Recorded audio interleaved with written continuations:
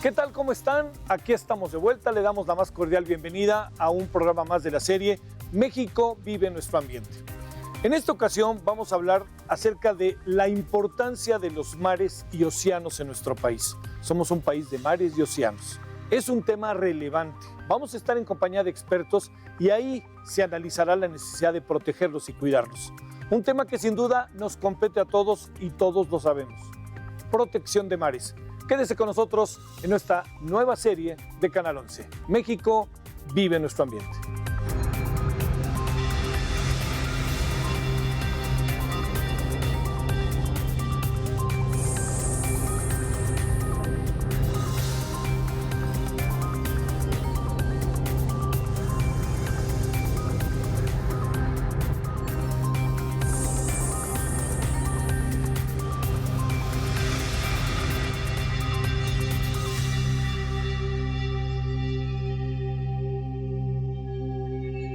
Gracias que nos acompaña.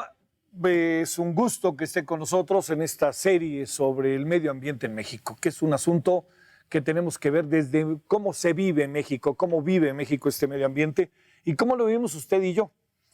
Han sido varias mesas en las cuales, créame, ha sido un proceso, dirían los clásicos, de enseñanza-aprendizaje, ¿no?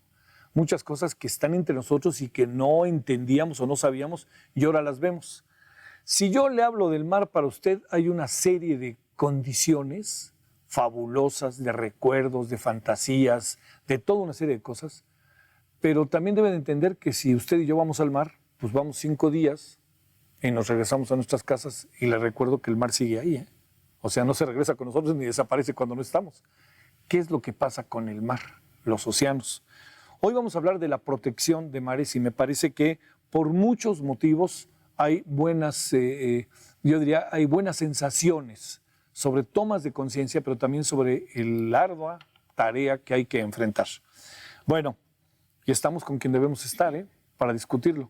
Más allá de militancias, estamos con quien debemos estar para discutirlo. Le queremos agradecer a Maya Bernardes, miembro de Beta Diversidad, que esté con nosotros. Muchas gracias. Muchas gracias, Javier. Al contrario, igualmente. Muchas gracias, Amaya. Gracias. Gracias.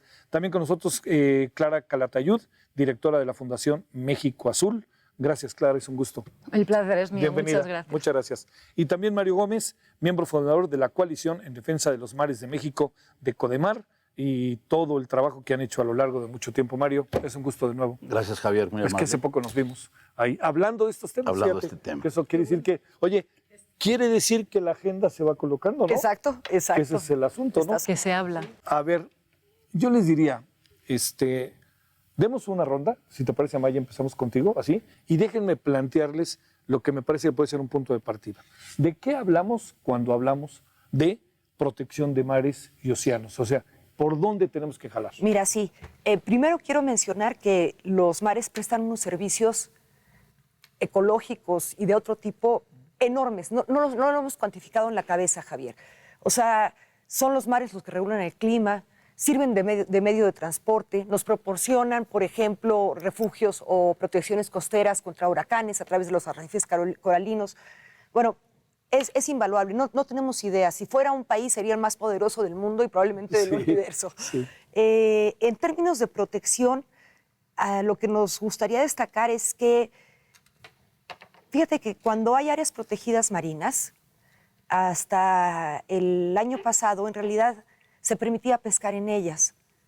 Y está bien pescar, tiene que estar regulado y tiene que poderse hacer, pero sí creemos, Javier, definitivamente que tienen que haber ciertas zonas de no pesca, de restricción, cuando uno está hablando de áreas protegidas marinas. Sí. Si quieres, hasta aquí me quedaría. No, déjame plantearte. Déjame plantearte algo, perdón, y al ratito lo hago también con todos. ¿Qué es esto de Beta Diversidad? Sí, Beta Diversidad es una asociación civil que llevamos ya tiempo de existir. Hemos tenido proyectos en diversas partes del país, como por ejemplo en Veracruz con el Pico de Orizaba. Y estamos también empujando ciertas medidas de protección en los mares de México, ¿no? Que se decreten áreas protegidas marinas con el tonal de lo que te acabo yo de contar, que tengan por lo menos en alguna parte, en alguna superficie, zonas de no pesca, de absolutamente no pesca. Bueno, porque al lado tenemos que ver cómo le hacemos, porque tenemos que comer, ¿no? Esa Exacto. es la otra parte, ¿no? Exactamente, es la otra parte, sí. Muy bien. A ver, Clara, lo mismo, ¿qué es México Azul? Bueno, la Fundación México Azul se dedica básicamente a la preservación de los mares y la biodiversidad en los mares de México. Trabajamos mucho en cuanto a la conservación de tiburones y ayuda a tema de pesca sostenible. Estamos también haciendo varios proyectos. Y también uno de nuestros puntos fuertes es la conservación de grandes pelágicos a través del ecoturismo, ¿no? Creo que también va a ser un tema importante a tratar, qué es el ecoturismo marino como alternativa de recurso no extractivo de un recurso natural marino, ¿no? Sí. Una posible solución a la conservación de los océanos es el ecoturismo marino. En cuanto a la protección de los océanos, yo creo que la protección de los océanos siempre ha sido un poquito más complicada en cuanto a comparación a protección de áreas naturales en tierra, por el hecho de que todas las especies en el mar, los animales marinos, se mueven y están en 3 dimensiones. Y no hay saber, claro. Y eso va a dificultar muchísimo lo que es una limitación de un área natural protegida marina, ¿no? Sí. A ver, es que no me quiero meter ahí todavía en los terrenos estos de si hacemos lo que debemos y qué tendremos que hacer, etcétera. Pero para cerrar, Mario, si te parece, a ver, nada más para cerrar esta primera ronda sobre de qué hablamos cuando hablamos de protección a los mares, qué hablamos de protección al océano, etcétera. Yo creo que es importante retomar en el caso específico de México el hecho de que el 1.5, México es 1.5% más veces en su territorio marino, más grande, en su territorio marino que en el terrestre. Es una cosa Nadie le presta atención al mar, como tú lo mencionaste al inicio. La gente lo ve en Cuaresma, cuando tiene que comer pescado, lo ve cuando va de vacaciones a la playa. Hay una gran confusión, tanto en la información de mar, como cómo saber comer del mar mismo, ¿no? Entonces, ese escenario nos lleva definitivamente a sentar acciones de urgencia al 11:45 en relación a los mares. Las más de las pesquerías están colapsadas en un 80%, las más. Los peces de primera calidad alimenticia que con dificultad estamos comiendo ya son las especies más afectadas.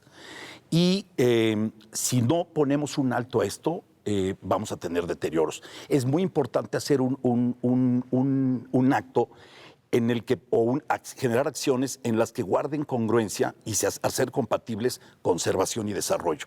Ese creo que es el reto a futuro. Sí. Tampoco vamos a decirle a la pesca, no pesques nada porque no vamos a comer, pero que la pesca industrial diga que ellos están garantizando la seguridad alimentaria a través del mar es un error. Los ecosistemas marinos son hiperfrágiles y hay que estar muy en concordancia con ellos. Es importantísimo que viajemos con la ciencia, con la academia, que toda la información que se vierta, en este caso, a lo largo de todos los procesos que ocurran, vengan acompañados de datos duros, científicos, para poder implementar estrategias.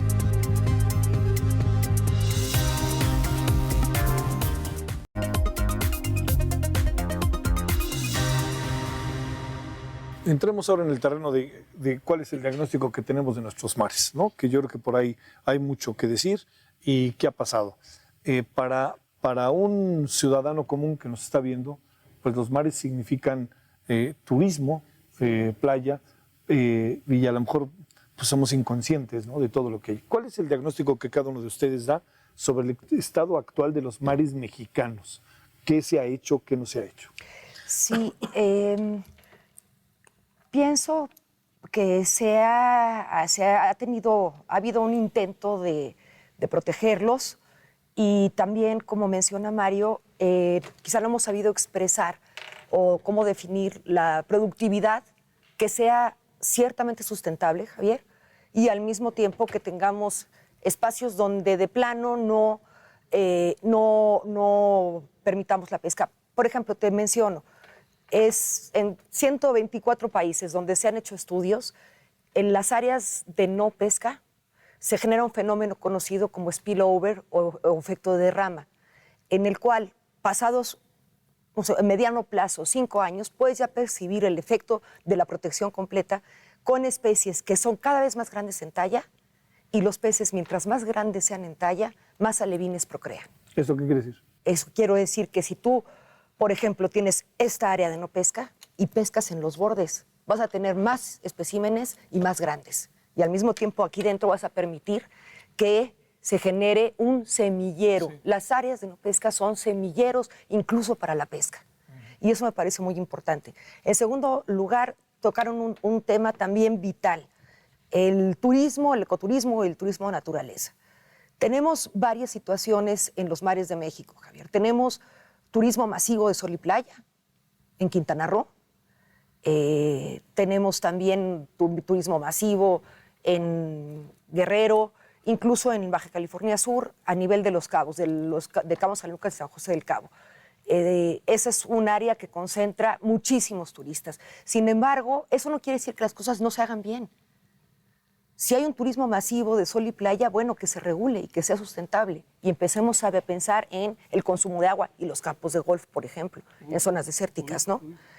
Pensemos en no expandir la mancha urbana o expandirla de una manera inteligente. Entonces, aunque estoy hablando de la costa, eso tiene incidencia obvia en el estado de los mares. No puedes pretender tener un turismo masivo y no tener que limpiar y recoger diariamente la basura y aparte tener programas de prevención que cada vez hay más, por suerte la Secretaría de la Semarnat también los está haciendo en términos de plásticos, por ejemplo, que es el tema de hoy, ¿no? Hay más plásticos que peces, ya todos lo sabemos. Sí, sí. Entonces... Un tema que ha sido, entiendo que muy mediático, pero no por ello muy importante. Exactamente. El de las exactamente, tortugas, tal los cual. popotes, Así etcétera. es, sí. Quiero decir que si logramos un balance... turismo de naturaleza o ecoturismo.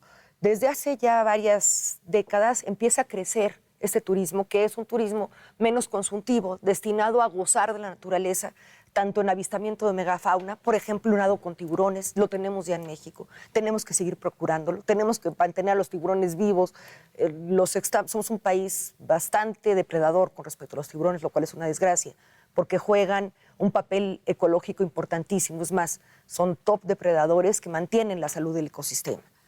Entonces, bueno, estoy lanzando ahorita como muchas... como de las cosas que ves. Exactamente, que veo, ¿no? El turismo de naturaleza es el segmento del turismo que a nivel mundial está creciendo con mayor rapidez, no solo en México, en el mundo. Y tenemos un país mega biodiverso. Y tenemos unos atractivos naturales como pocos. Es más, la OMT considera que probablemente somos el segundo país... La Organización Mundial de Turismo. Correcto, la Organización Mundial de Turismo. Que somos el segundo país con potencial en riqueza natural, para empezarlo a aprovechar en términos de turismo bien estructurado, bien manejado y bien planeado. A ver, déjame plantearte, Clara, además de esta parte, uno generalmente piensa, vivan los referentes, ¿no? No porque los referentes te determinen, pero dices, a ver, ¿qué hacen otros en el mundo? ¿En qué estamos? Entonces, estas dos cosas, primero, ¿cómo ves esta otra parte que ya Amaya planteaba? Y lo segundo, en comparación con el mundo, ¿cómo andamos o qué es lo que sucede? A ver, lo que comentaba Amaya del ecoturismo me parece que es un súper tema y el año 2017 fue el año del turismo para la Organización Mundial de Turismo.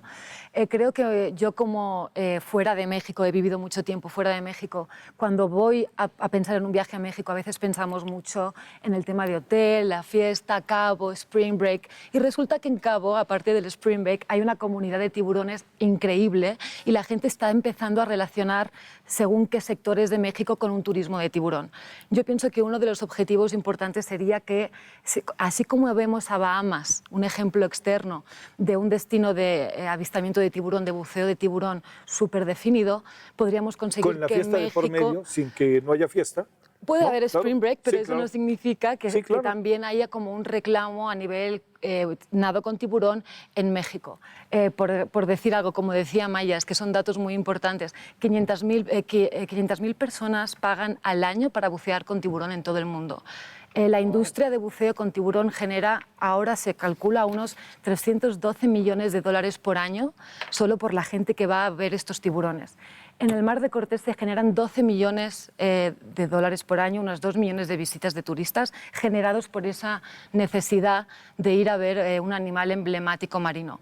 En mi caso, siempre pongo el ejemplo, yo soy buza desde muy chiquita y he intentado buscar estos grandes animales marinos en todo el mundo. Resulta que vine al Mar de Cortés, al Pacífico, y en 6 meses vi todos aquellos animales que no había visto en otras partes del mundo, los encontré en México. Entonces, el potencial de los mares de México como cuna del turismo, ecoturismo marino, creo que es una baza muy importante.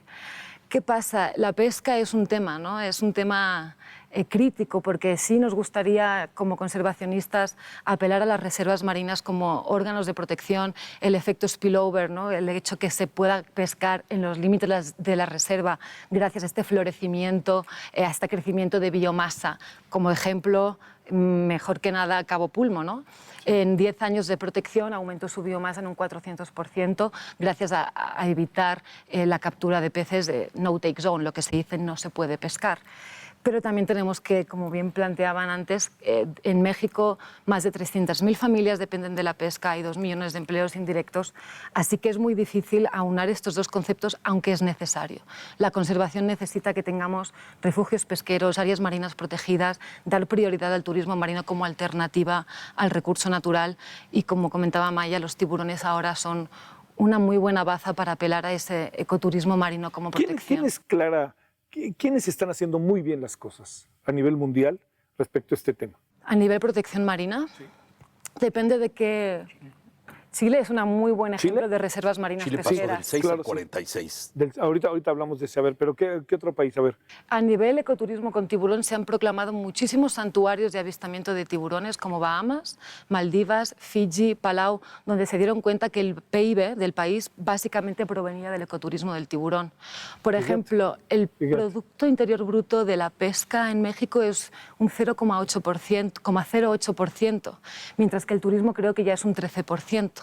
Entonces, a nivel economía, hasta los números pueden declinar la balanza hacia que la pesca no es la manera más eficiente de sacar partido del recurso natural vivo, pues como tiburón u otras especies marinas, ¿no?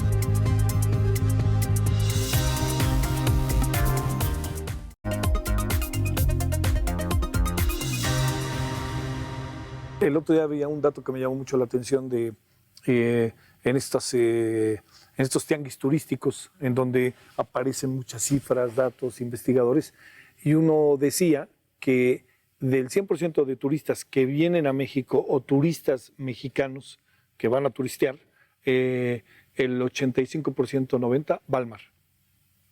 Que eso te coloca en una situación... Claro. Sí, ¿no? A ver, déjame plantearte, Mario, nos estamos acabando... Uno nunca se hubiera imaginado que se podrían acabar los peces, ¿no? Uno diría, pues eso está ahí eternamente, ¿no? Bueno, imagínate que en México, como ya dijimos en esta mesa, se podía pescar en el 100% de su zona económica exclusiva hasta el año pasado. El año pasado tuvimos a bien decretar Revillagigedo 15 millones de hectáreas. Sí, hemos estado hablando en estas mesas de ello. Y es el primer sitio, la primera área marina protegida en México que nace con zona de exclusión de pesca, porque cuando decretamos Cabo Pulmo en el 97 o 95, hace 23 años, 95, Cabo Pulmo no se decreta con zona de exclusión de pesca, sino que la gente de ahí adoptó de mutuo propio la posibilidad de ya no pescar y destinarla al turismo, como comenta Clara. Hay cosas importantes. Al inicio le preguntabas a Maya qué está haciendo México y qué está haciendo el mundo. Es muy importante comentar que la ciencia recomienda que para el 2030 al menos el 30% de los territorios marinos estén decretados. Pero un tema interesante y que está surgiendo de apenas hace unos meses a la fecha es que todo el mundo está preocupado por las aguas internacionales. Nadie puede regir sobre aguas internacionales y es un desorden absoluto ese tema. Entonces, las grandes... A ver, pero déjame nomás atajar tantito. ¿Nosotros cuidamos bien nuestros 200 millas de mar patrimonial o no? No las cuidamos. No las cuidamos. No las cuidamos. Hay 36 áreas marinas protegidas en México y solo en una hay zona de exclusión de pesca, es Revillagigedo. Esto es novedad de noviembre de 2017. Pero bajo esta perspectiva, te planteo tú que además han estado, sé que todos en zonas que son brutalmente turísticas, ¿qué hacer? Porque es un asunto muy importante del ciudadano. O sea, quien avienta el PET a veces al mar no necesariamente son los pescadores, ¿no? Entonces, viajar con la ciencia, informar a la sociedad civil en pleno, porque la sociedad está muy desinformada. Te comentaba que nosotros, que somos expertos en el tema, no sabemos en ocasiones cómo comer del mar. Entonces, sí hay que comer proteína. Los ecosistemas marinos son elevadamente frágiles, eso es clave. Entonces, no hay que devastarlos, no hay que deforestarlos. Los ejercicios son al menos lo que estamos planteando es que la pesca industrial, que es elevadamente eficiente y depredadora en consecuencia, se aleje de ciertas zonas y que esas zonas se las dejemos a los pescadores ribereños y que sean ellos los surtidores de este alimento para la sociedad en pleno y para el turismo, por ejemplo, ¿no? Bueno, a ver. En ese sentido, yo tenía un comentario sobre el tema del consumo de pesca sostenible, que yo pienso que lo más difícil a nivel consumidor es lo que se llama trazabilidad. ¿Qué es? Es decir, cómo un pescado que ha tenido una pesca sostenible con buenas prácticas, se ha hecho bien, una vez llega al mercado de abastos del DF y llega al plato del consumidor final, que podríamos ser nosotros. Cuando vamos a un restaurante, ¿cómo yo sé como consumidor que ese pescado que tengo en el plato tiene un origen sostenible, menos sostenible, viene de una pesquería que está respetando vedas, está respetando tallas mínimas? ¿O qué me estoy comiendo? ¿De dónde viene mi pescado? Sí. ¿No? Fíjate que nunca lo he pensado. Es muy difícil Sí. llegar a saber como consumidor cómo puedo ayudar el mar consumiendo pescado. Personalmente yo prácticamente no como pescado porque no sé de dónde viene y prefiero no sentirme mal, así que no como demasiado pescado. Y en cuanto a las reservas marinas protegidas, creo que hay una tendencia ahora que no se está hablando, no está tan en auge, pero es reservas marinas de alta profundidad, de áreas de offshore, lo que se llama alta mar, porque ahí son zonas de alta productividad pesquera que además caen muchas veces en aguas internacionales, como decía Mario, y como las aguas internacionales no son de nadie, si no pesco yo va a pescar otro país, pues yo llego antes. Y yo creo que eso es uno de los eslabones más débiles en regulación pesquera a nivel mundial, aguas internacionales. A ver, ¿qué hacemos con los mares del mundo que son de todos y de nadie? Las zonas de alta mar. De alta mar. Hay ya un movimiento, que quizás lo que Mario quiere decir a continuación, que está empezando a tratar de ser también sostenible en alta mar. Alta mar es una zona de mayor competencia, más competitividad. Entonces, o eres bueno y traes barcos Sí, bien, supongo, exacto, bien hechecitos. helicópteros, bla, Sí, bla, bla, todo, bla, todo. ¿no? Radares, sonares, o vas a perder. Entonces, al general, las empresas pesqueras prefieren pescar más cerca, porque aparte el costo es mucho menor. El riesgo El también. riesgo es menor, claro, por supuesto. Es un tema importante, el riesgo del pescador, que tampoco a nivel mundial está del todo definido y está del todo pagado. Es decir, el pescador arriesga la vida, pero no tienen, por ejemplo, un seguro, por lo menos en la mayor parte de nuestros países en vías de desarrollo, ¿no? Entonces, es otro tema ya de carácter social al que también había que entrarle. Permítanos una pausa y ahorita regresamos.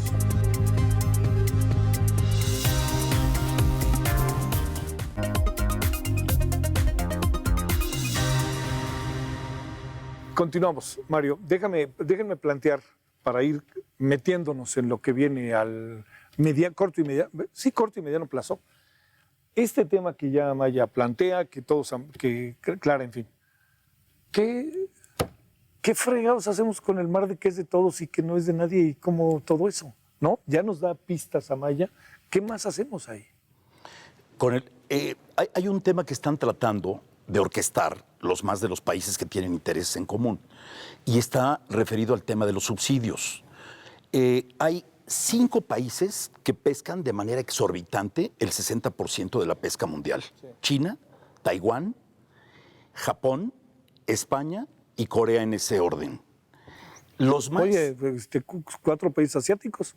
Y un europeo. Y un europeo. Un europeo que ya se acabó todo en el mar Mediterráneo y que ahora está saliendo, gracias a los subsidios de gobierno, a adquirir empresas en el Perú, en Colombia, en América, donde está comprando empresas o derechos para poder hacer uso de la pesca ahí. El caso específico de subsidios en México, el año pasado la CONAPESCA, el 2016 otorgó 2.070 millones de pesos, pero los más de esos subsidios los cacha la gran industria, no le llega al pescador ribereño. Y esta parte, pues hay que eliminarla. Tienen un presupuesto que lo único que hace es fomentar el esfuerzo pesquero en detrimento de las especies que viven ahí. Entonces, aumenta el esfuerzo pesquero, se sigue pescando lo mismo. ¿Quién pierde? La especie. Y ya estamos pescando juveniles, no estamos pescando adultos. Si pescamos juveniles, no alcanzan la etapa reproductiva y por ende habrá menos población de peces, ¿no? A ver, yo te diría, Clara, ¿Qué estamos haciendo como para poder cambiar el estado de las cosas? Porque esa es la otra. Lo que hemos visto en las mesas, por ejemplo, es que en algunas cosas el país está como pasos adelantados, ¿no? En términos de sus estrategias y sus políticas. Y en otras de plano no, ¿eh? O sea, tampoco vamos a decir una cosa por otra, ¿no? Para mí el tema pesca es uno de los ejemplos claros de que hace falta mejorar algunos aspectos, ¿no? A nivel regulación.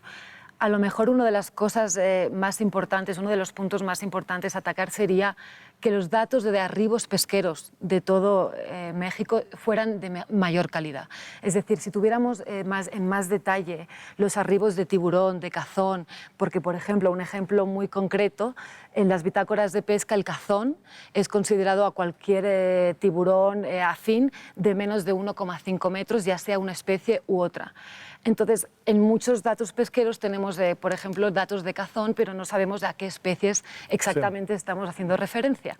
Entonces, en el tema del tiburón, la pesca lo que necesita es mayor documentación, un mejor seguimiento de los arribos de pesca para poder hacer planes de manejo más concretos a los datos reales del día a día de la captura de pesca en México, ¿no? A ver, Amaya, está difícil también, y no lo digo un poco en un tono del tamaño del mar, está difícil de repente tener control sobre algunas cosas. Claro, sí. ¿Sobre qué sí se puede empezar a tener control?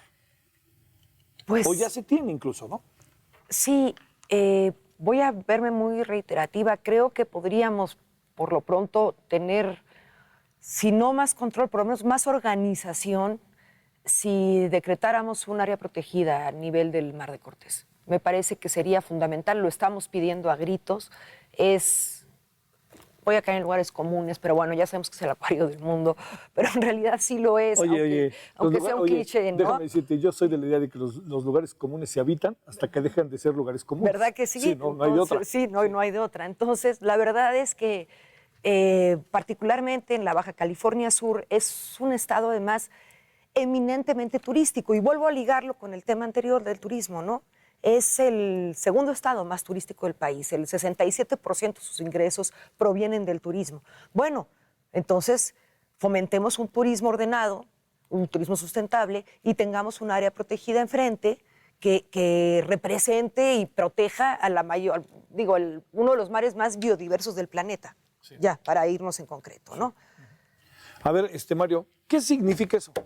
A ver, un área protegida en el Mar de Cortés. ¿Esto qué significa? Yo digo que, número uno, hacer un ejercicio de planeación en el que identificas que los mejores y los más de los recursos vienen por el lado del turismo. Entonces, regresarle al estado de Baja California Sur esa vocación de turismo que tiene, porque nunca ha tenido una vocación pesquera, número uno. En Baja California Sur pescan los de Sonora y Sinaloa, que usurpan y usufructúan este tipo de recursos que son básicamente locales. El implementar una reserva en la que apelemos al artículo 48 de la Ley General del Equilibrio Ecológico, en la que se refiere en términos generales que los locales tienen prioridad y preferencias sobre los fuereños, sería clave. De esta manera, le das la responsabilidad. Es clave eso. Claro. Es le das la clave. responsabilidad al local y lo empoderas. Con leyes y demás. Las leyes de México, las leyes de pesca y las leyes del mar han sido hechas básicamente por la industria, coludidamente con la autoridad pesquera, en este caso la CONAPESCA. Pero bueno, al final de cuentas, aquí lo que se pretende es fortalecer a los ribereños. Hay 7,000 pescadores ribereños en Baja California Sur, adentro del Golfo, adentro del Mar de Cortés. Empodéralos y diles cómo pueden hacerlo. ¿Es muy difícil hacer eso, Mario? No, ellos saben perfectamente, son los mejores. Nadie conoce el mar mejor que los ribereños, nadie. Entonces, ellos saben cómo hacer la tarea, pero siempre tienen la amenaza de que la pesca industrial les va a ganar y entramos a la tragedia de los comunes. Entonces, si les quitas a la pesca industrial, la limitas de 0 a 50 millas, de la costa a 50 millas, no entra la pesca industrial. Que eso sea un sitio de los ribereños que sabrán seguramente utilizarlo sustentablemente a futuro. Sí, reinventarlo, ¿no? Exactamente. Creo que tiene un punto muy importante el hecho de que un recurso natural no se puede tratar de conservar si la comunidad humana que vive de ese recurso natural no tiene una estabilidad y no está bien. En el momento en que esa comunidad humana alrededor de ese recurso está bien, ellos mismos se van a encargar de ser los guardianes del recurso natural del cual viven de manera sostenible. Por ejemplo, Cabo Pulmo también fue un ejemplo de autogestión, donde ellos mismos se organizan para que eso funcione, ¿no? Y en cuanto al área marina protegida, también creo que es importante decir que no todas las áreas marinas protegidas tienen la misma plan de manejo. No significa que haya una restricción total de pesca en todo el polígono, sino que se pueden hacer diferentes sectores, unos dirigidos a según qué actividades de pesca regulada, pero lo más importante es que en esta área marina protegida se dé como mucho pie y mucha importancia al ecoturismo como actividad no extractiva y que al final se pueda regular y se pueda manejar.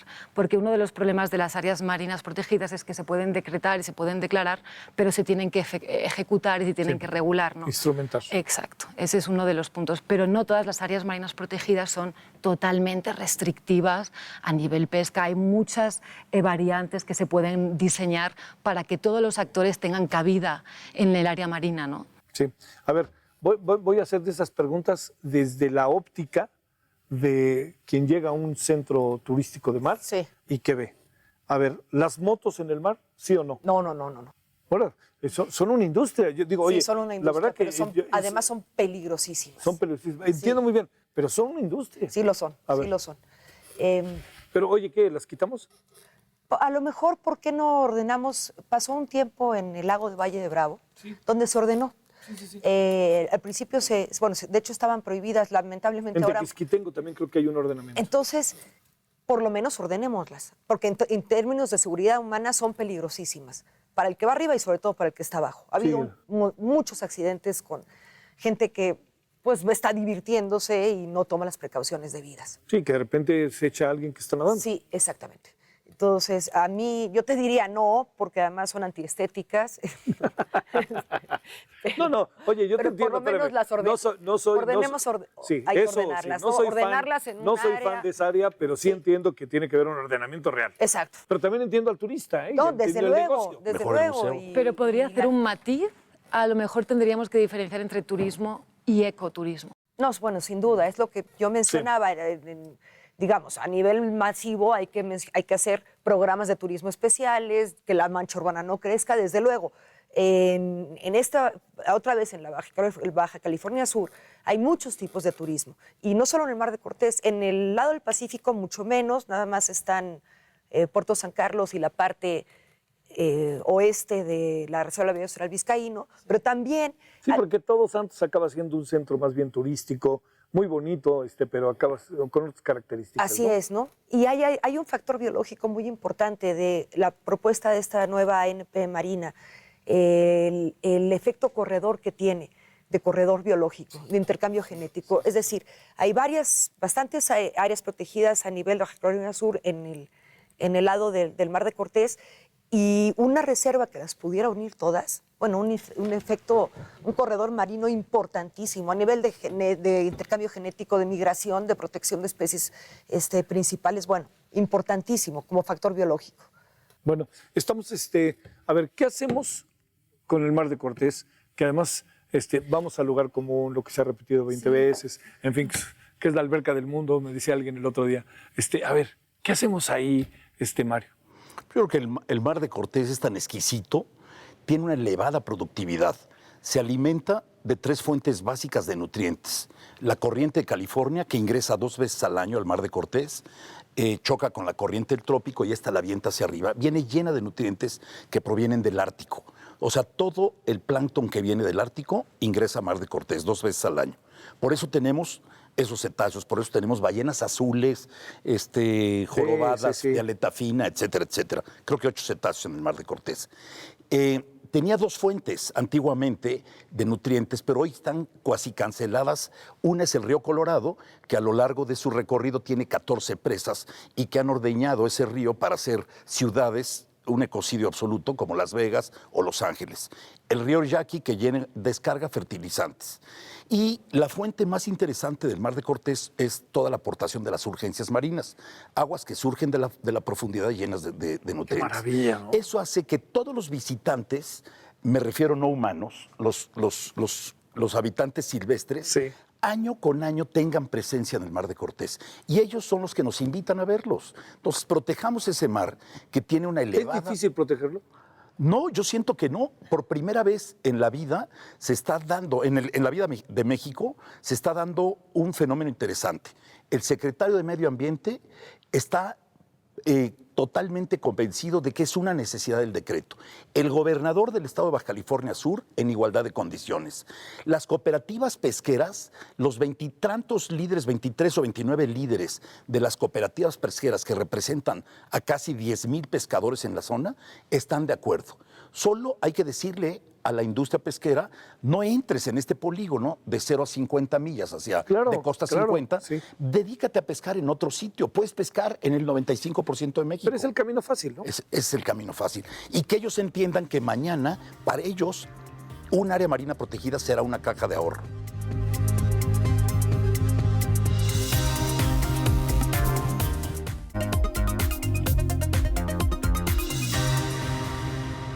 Déjenme meter una última variable que ha estado constante en todos los programas, ¿no? El asunto está en que hay alguien que no cree en ella, ¿no? Que es el tema del cambio climático, ¿no? Que a lo mejor hemos perdido de vista. Vemos el cambio climático muchas veces pensando en los bosques, ¿no? Me da la impresión de las grandes ciudades, en el clima, pero a lo mejor no nos hemos detenido lo debido en términos de los mares, y particularmente yo hablaría así de fácil, son los mares del mundo, pero al menos los que me importan son los mares mexicanos. Claro. Mira, hay un ejemplo ahorita, así estamos tú y yo hablando aquí, la cantidad de sargazo en el Caribe. El mar incrementa la temperatura de manera normal y el sargazo, que es un alga, se reproduce descomunalmente. Entonces, ahorita tienen las playas inundadas de sargazo, no hay capacidad municipal para sacar. Está bien, es un alga y es biodegradable. El problema es que, aparte de la vista, la gente quiere estar en la playa, no puede. Además, genera muchos más mosquitos, enfermedades de transmisión por insectos. Eso lo estamos viviendo aquí en México en este momento, actual, así, en Puerto Morelos. ¿Y derivado de? El calentamiento del mar. Global. Sí, claro. ¿Sí? Del cambio climático, sí, absolutamente. A ver, ¿qué otras cosas pasan? La acidificación de los mares y el blanqueamiento de los corales. Ese ya lo sabemos pero me gustó dar el ejemplo del sargazo porque eso está pasando actualmente, ¿no? La pérdida de nutrientes, en el caso específico del Mar de Cortés. Exacto. El plancton, que comentaba yo que viajaba. Por eso explíquenos, porque no somos especialistas. Por periodicidad cíclica de corrientes, lo primero, ¿verdad? A ver, adelante. No, Mario, por favor, no. Supongo que hacía referencia al hecho de que el cambio climático hace que las masas de agua, que tienen como unos patrones de corrientes a nivel mundial, crean afloramientos, que es lo que comentaba antes Mario, de cuando agua profunda, rica en nutrientes, sale a la superficie, se mezcla con el sol, crean áreas de alta productividad, sobre todo de plancton, que el plancton son estos pequeños organismos que están en el mar, que son la base de toda la cadena trófica, ¿no? Entonces, estos afloramientos dependen mucho de la temperatura, del clima en general, y siguen unos patrones que ahora están siendo alterados. Entonces, especies que van en busca de estas concentraciones de plancton, donde antes encontraban su buffet de plancton, ya no existe, ya no está, porque el cambio climático ha hecho que ese afloramiento planctónico, esa agua fría que surgía de la profundidad, lo haga en otro momento o en otra zona. Sí. Entonces, los animales que se alimentan de ese plancton, de esas variables que dependen de la temperatura del agua del mar, ya no se encuentran esas zonas porque están cambiando todos los patrones generales. No sé si iba por aquí tu comentario. Hacia allá iba, y ojo, es clave y es muy importante porque autoridades que mal administran o operan los mares y la industria misma en un momento pueden tender una cortina de humo y decir, no, hay menos pesca, hay menos especies que pescar debido al cambio climático. Entonces, ojo, porque eso... Es también parte del asunto. Exactamente. Bueno, oigan, y a ver, una variable más para que, más que intentar concluir, porque entiendo que es difícil, ¿no? Pero como lanzar estas ideas que uno dice, a ver, ahora sí que como el público que nos ha hecho el favor de vernos, a ver, no olviden esto y esto, ¿no? Meternos en eso. Pero a ver, antes de esta otra variable, de entrar en esa parte, hay una cosa, Amaya, como para considerar. Algo que es muy fuerte es que el país de repente se anda en esta disyuntiva que ustedes conocen bien, a lo mejor tú la has visto fuera de México muy claramente, que es el tema del desarrollo turístico. Ajá. que el desarrollo turístico, ha habido esta experiencia reciente de que platicamos, Mario, de Cancún, que se opuso la gente a que se construyera ahí toda una zona turística. Pero a ver, como me dice un amigo, un día fui a Río de Janeiro y dije, ¿y dónde está aquí el mar? ¿No? O sea, caminaba en la playa y enséñenmelo, ¿no? Y aquí el mar lo quieres tener en tu cuarto, ¿no? Sí, y los hoteleros sí, hacen lo propio. sobre la línea No, a ver, costa, sí. hagamos una última reflexión antes de irnos a las líneas finales, que sea, ¿qué hacer con los desarrollos turísticos? Tomando en cuenta que México es un país que es el 6º lugar del mundo ahorita en turismo, y yo creo que eso hay que exprimirlo al máximo, ¿no? Sí, yo también, desde luego. Da mucha ansiedad el tema porque ya nos acostumbraron a crecer los hoteles en la arena, prácticamente en la zona federal marítimo terrestre, ¿no? Con lo cual, otra vez, el movimiento de arena de la costa se interrumpe, en fin. Creo que tendríamos que hacer un esfuerzo de veras formidable para tratar de regular una línea de costa sin interrupciones, sin rompeolas, ¿no? Exacto. Y en aquellos sitios donde ya tenemos un turismo masivo de sol y playa, empezar a hacer programas específicos de turismo. Vuelvo a lo mismo, reciclaje, basura, aguas residuales, sí, por ejemplo. Plantas de tratamiento. Es algo así, Javier, así. Sí, digamos, con lo que personalmente me gusta Acapulco, el padecimiento de Acapulco es brutal, ¿no? O sea, y mira que están echándole ganas muchas organizaciones y gobiernos, le están echando ganas. A ver, esta parte de los desarrollos turísticos que ya intuyo que puedes pensar, Claire.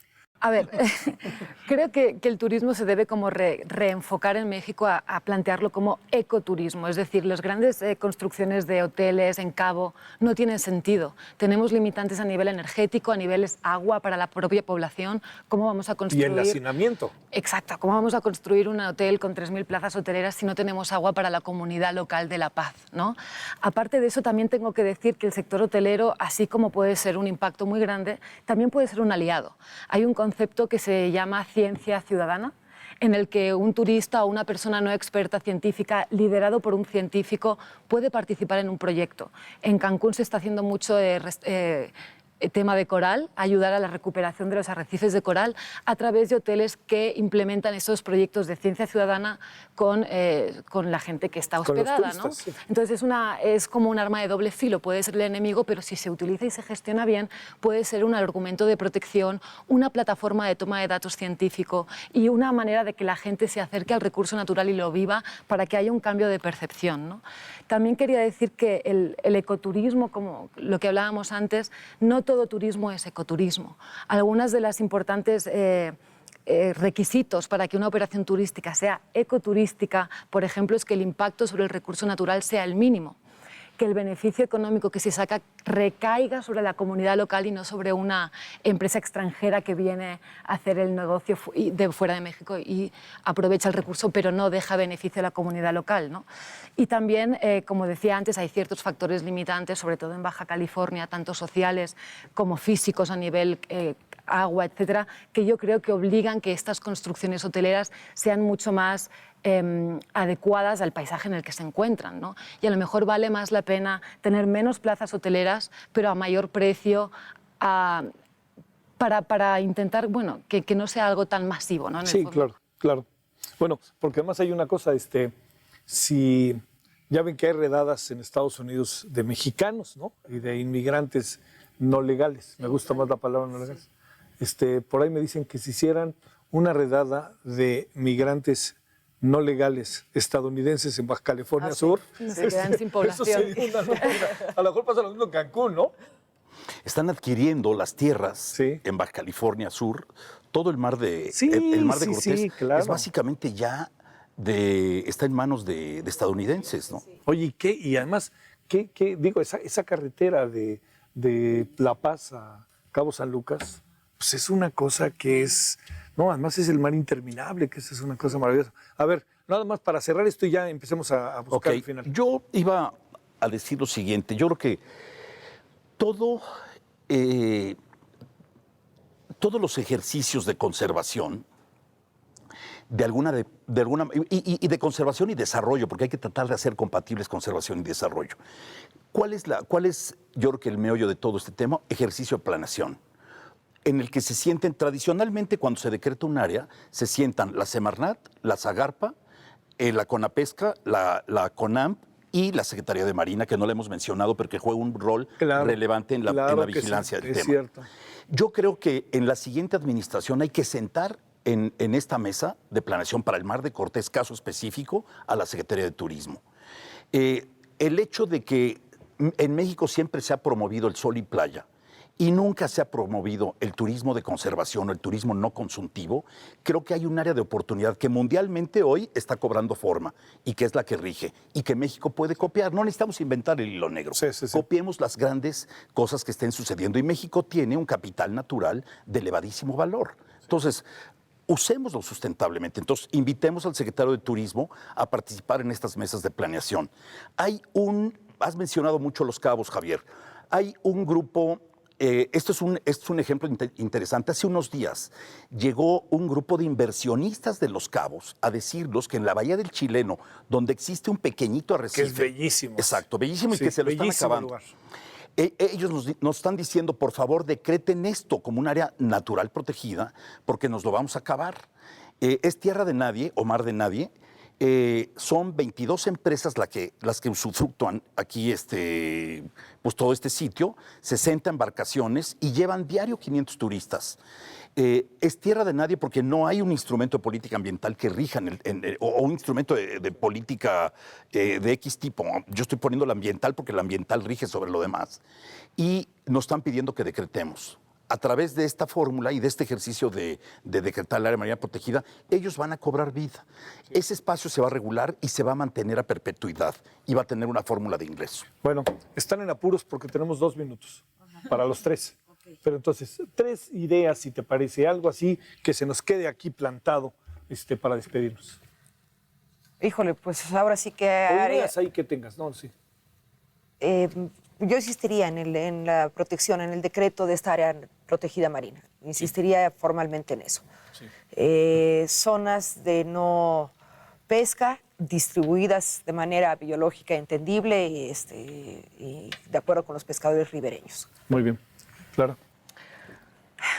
Bueno, yo creo que un breve resumen sería: el mar es de todos.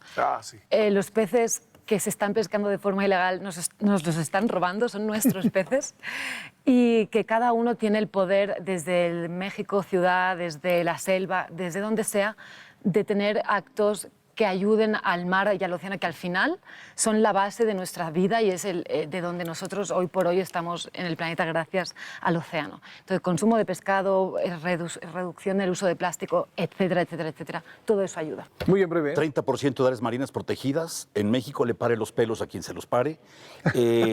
Informar a la sociedad civil en pleno. Sí. Y hacer un ejercicio de planeación con todos los actores que tengan injerencia legítima en el tema para la siguiente administración. Para la siguiente, y bueno, y ya desde ahorita, ¿no? Lo que se puede hacer de aquí a diciembre, ¿no? Claro, desde luego. Sale.